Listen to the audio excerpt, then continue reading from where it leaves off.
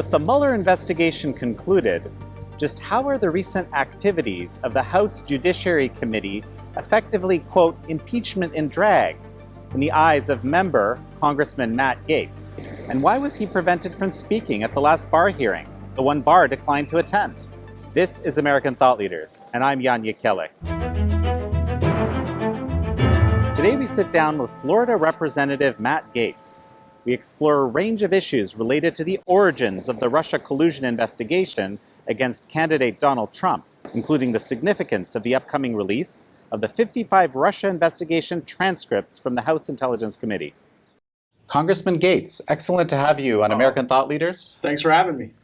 So now that we know that on the Mueller Report basically told us there's no Russia collusion, the Attorney General found, based on what he found in the report, that there was no obstruction. A lot of people are actually going further behind the scenes. That's something we've been reporting on for a while, and actually you've been very interested in for some time. We've been watching that. And but before I jump into that, what people call Spygate or Setupgate is another moniker that I've heard. I wanted to talk about this House Judiciary Committee hearing that you were basically cut off at. What do you think that was all about? Well, something is going on very strange in the House Judiciary Committee. They're actually trying to have impeachment in drag. They don't want to call the hearings impeachment hearings, but they want to make them look and feel as much like impeachment as possible, despite the lack of underlying evidence that would support it. And so at the last hearing, I had a series of questions about the processes and procedures that the committee was using, the extent to which they departed from our normal practices, and they really were an effort by the committee to dress up oversight activity to be as negative toward the president as possible. I couldn't even get recognized by the committee chairman to ask those legitimate procedural questions, because I think what's happening with my Democratic colleagues right now is that they're so flummoxed with the lack of underlying facts to support what they've been saying to the American people for the last 2 years, that they've lost control over their management of the House of Representatives. Impeachment in drag. That's quite the imagery. So actually, we had a headline, and this is very apropos. Yesterday or today, House Democrats planned contempt vote on Attorney General Barr for following the law. And so this would, I think you get what's being suggested here. Do you agree? That's clearly what's happening. General Barr is stuck between the law and a group of angry Democrats trying to justify their lies over the last 2 years. The Attorney General is not allowed to release information if that information is linked to grand jury activity in the absence of court approval to do so. And so Democrats have now made a demand that he do that. The law doesn't allow him to do that, and they're using this to manufacture a constitutional crisis in their mind, or discord between the executive and legislative branch. They're literally trying to go and pick fights where none need occur, because the Attorney General has already released 92% of the Mueller report. Even more is available to Chairman Nadler if he'd like to go review it. He hasn't taken the opportunity to do that, and so they're trying to make it look like this great, source of discord, but it's this mouse of an issue that roars like a lion. Can he even be held in contempt for refusing to break the law? Congress can hold anybody in contempt that they'd like to for any purpose. And as a matter of fact, Eric Holder was held in contempt because he refused to show up. He refused to produce documents and answer questions about Fast and Furious, a terrible scandal that was uncovered by Republicans in Congress who were engaged in diligent oversight. Here, it would be very bizarre for the legislative branch of government to hold someone in contempt in the executive branch of government, when if the person in the executive branch did what Congress wanted, he could potentially be in trouble with the judicial branch of government. And so again, it is a manufactured crisis. Here's what we ought to do. We ought to take the Mueller findings on collusion at face value.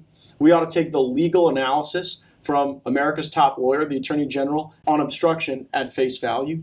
And then we've got to figure out how in the world this happened. How did we get to a point where political opposition research, supplied by a known liar British spy, funded by political opponents, overseen by Obama officials in the White House, and then polluted by Russians trying to undermine the American election, how that became the fuel for an investigation that really should have sputtered out very quickly. And I think that'll tell the true story of where we need to make reforms in this country so that this never happens again. So the Attorney General has been saying is that he's bringing together a number of disparate existing investigations, I think, with the IG, FBI, and some others, and he's getting Christopher Wray's cooperation in doing this.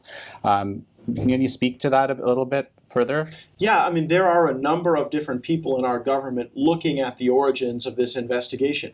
The Senate Intelligence Committee is engaged in that work. Individual Republicans in the Congress are continuing that effort that really uncovered a lot of the institutional bias that you saw over the last 2 years exposed. And then you've got, as you said, the Inspector General and Mr. Huber. Mr. Huber was appointed by Rod Rosenstein to really investigate these leaks and how it is that the FBI and Department of Justice transitioned from investigatory, prosecuting entities to public relations management firms. They really seem to be obsessed with the media and what the media could do for them in enhancing their particular view of facts as they saw them, or utilizing the media to reinforce the bias that had so badly infected the senior levels at the FBI and Department of Justice. That interplay, I think, could be very dangerous for the American people if we don't find a way to stop our investigators from thinking that they're political hacks. Right. So it's inherently politicized, right? This whole all these attacks are basically inherently politicized. Right.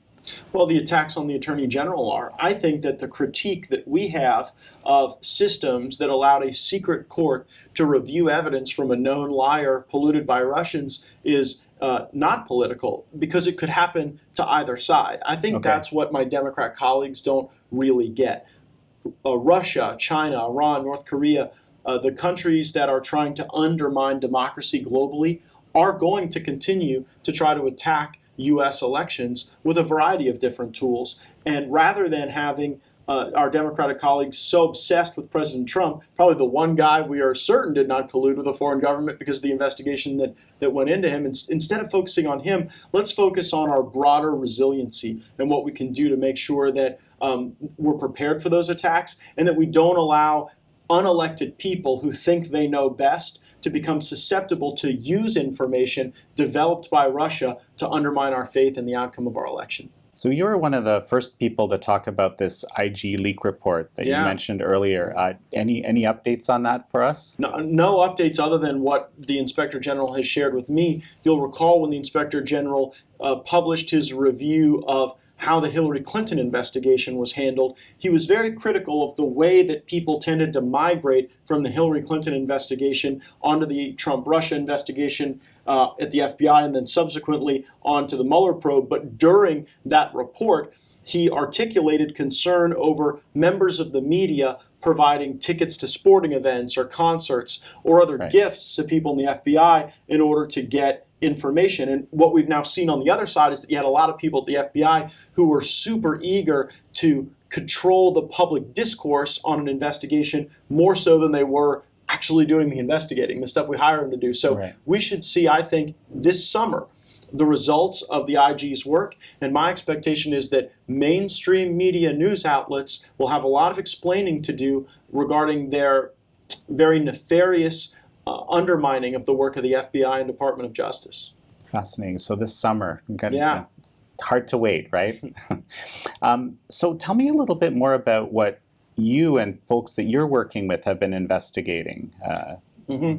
So it is really troubling to us that any authorization for intelligence collection would occur in this country as a consequence of politics. Intelligence collection, spying, whatever you want to call it, that really is one of the strongest tools our government has, and it should be used very sparingly.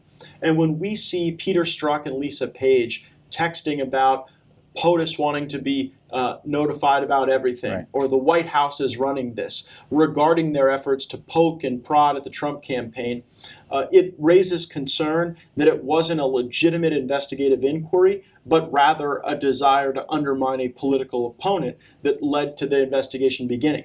We are certain that it is not an open question what fueled this investigation. According to the testimony even of Andy McCabe, no friend of the president, this dossier that was developed by Christopher Steele, a British spy, was the essential element that kept our investigators engaged in a pursuit of the president and his campaign. That dossier was never disclosed as having been authored by a liar, funded by political opponents, and then polluted by Russians who wanted to undermine our election. And I really think that ought to be the focus of our work now going forward. How do we become more resilient to those types of attacks in the future? So you're actually looking into trying to make sure that these sorts of things can't happen again already. Yeah. Yeah. Fascinating. There's a couple of, we have a number of columnists and a number of journalists that are working on this exact issue, and all sorts of they have all sorts of curious questions, or very curious and have lots of questions. For example, do you have a sense when all the 55 transcripts from the House Intel Committee will be released? Do you have any idea? I don't, but I have encouraged the Director of National Intelligence publicly to release those transcripts, and here's why that's such an insightful question. The very people that oversaw the beginnings of this investigation, the very people who may have engaged other Western intelligence operations to spy on the Trump campaign, to entrap the Trump campaign, to try to run intelligence of the Trump campaign, those people gave testimony under oath before the United States Congress. And while I don't know what lies within those transcripts, it's my belief that they will be very illuminating as to the thoughts and methodologies that were used to take this unprecedented act of spying on a rival campaign. And so I've encouraged the Director of National Intelligence, let's get these out in the public, and the four I'm most interested, Comey, McCabe, Clapper, and Brennan.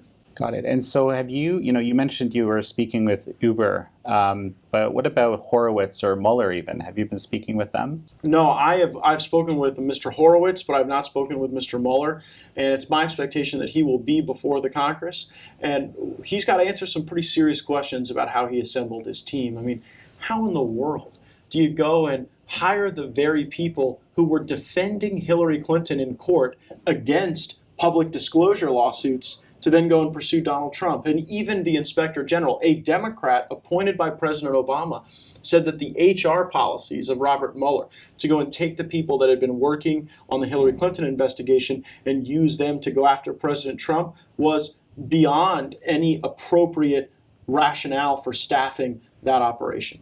Do you know the Horowitz report, the bigger report, do you know that, has that been delivered to its subjects for responses or anything? I don't know where Mr. Horowitz is in that process. Again, his expectation is that his report would be released later this summer, but it is frequently the case that these reports get pushed back because just as they're about to become public, you can often get new whistleblowers with new facts and new information that can inform on the results. That's what happened when Horowitz was investigating the Hillary Clinton email scandal and how really a yellow brick road was paved for her by the Department of Justice to alleviate any consequence.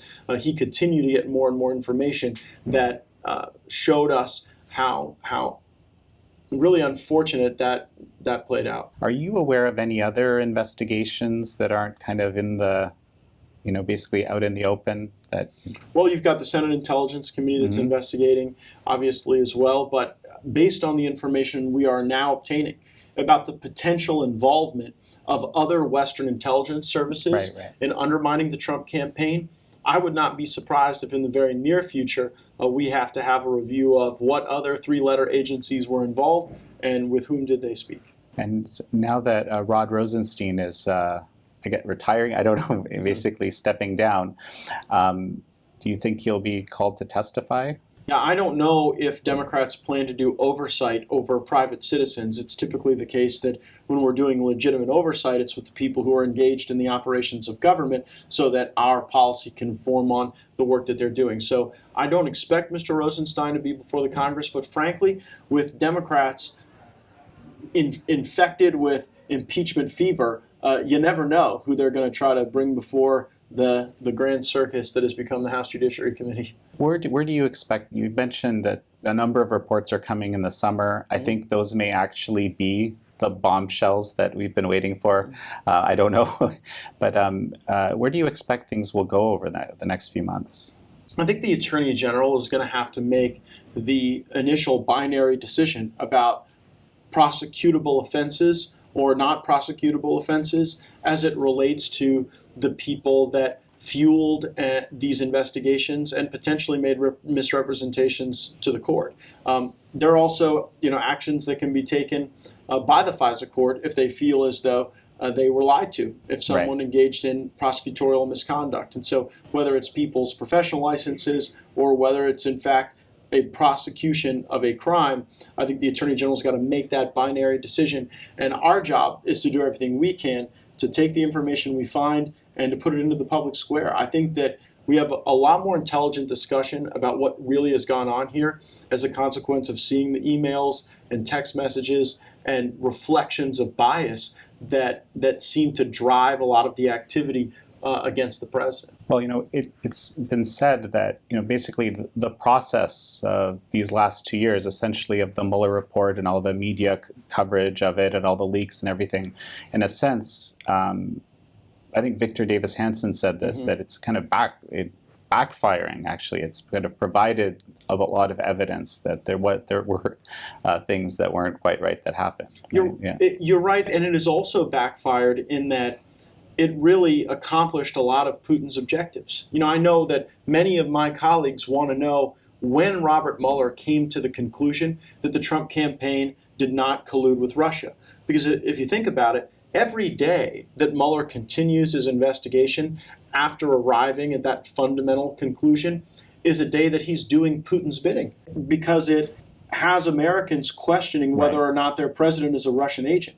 That was baloney at all times. Sure. And the fact that we allowed that to continue to impair the president's ability to use all of the tools that comes with the presidency to lead the free world is a real travesty. There's still a ton of confusion about that from what I see if you read the, all major headlines and things like that. And it's not Republicans who set the expectations as to the outcome of these investigations, right? I mean, you had Democrats literally calling the President of the United States a Russian agent. Yeah. When my colleagues and I stood forward and said that this was a coup being attempted by senior people in our government elected by nobody to destabilize the presidency. I mean, I had the mainstream media acting like I was wearing a tinfoil hat.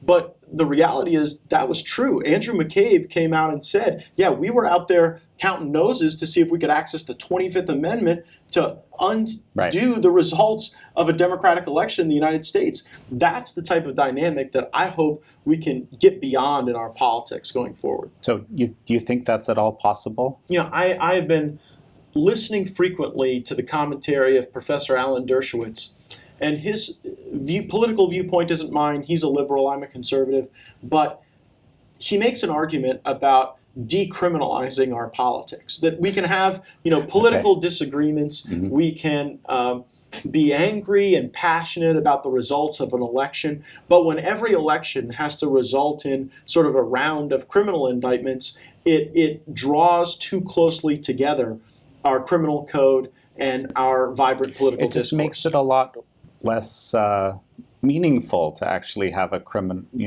when the real crime is committed. Yeah, we don't want this to be the new normal, but we've got to get to a bipartisan solution set here. The challenges we have with foreign interference in elections are too big for either one party to solve on their own. We actually need to be rowing in the same direction on this one, and that's why it's so frustrating for me when we find Democrat ideas that are good ideas and we try to champion them. Democrats back away from their own agenda. Adam Schiff himself had a bill to reform the secret court process, to have more open transparency regarding the views of the judges, to publish opinions down the road, to develop a sense of legal doctrine, all things that are good ideas. And when I went and introduced, I should say, Adam Schiff's legislation, he would not co-sponsor his own bill. Fascinating. I didn't know that. And so it really ripens in our mind whether or not Democrats really even want to solve this problem, or whether their objective is solely to demagogue it. Because look, they can't argue with the policies of the Trump administration right now. We have 3.2% growth. It is twice what the Obama administration expected for our country during this time. Or even thought was possible. Yeah, so we are humming as a country.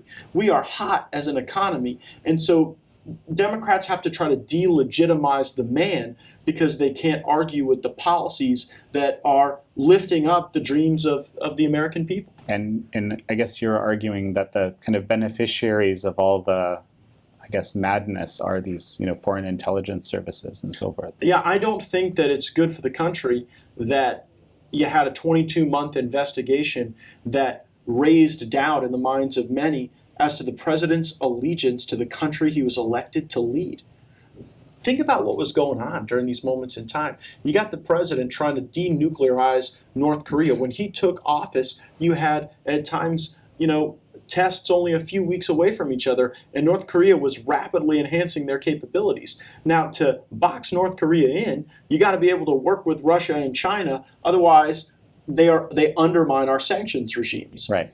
And so he's there trying to work with Russia and China to box in North Korea to denuclearize the peninsula. And meanwhile, he's having to fight off these completely baseless accusations that he is an agent of the Russian government. That wasn't good for our country. And I think the people responsible for perpetrating these lies need to be held to account. Excellent place to end. Great. Congressman Gaetz, wonderful to speak with you. Enjoyed the chat.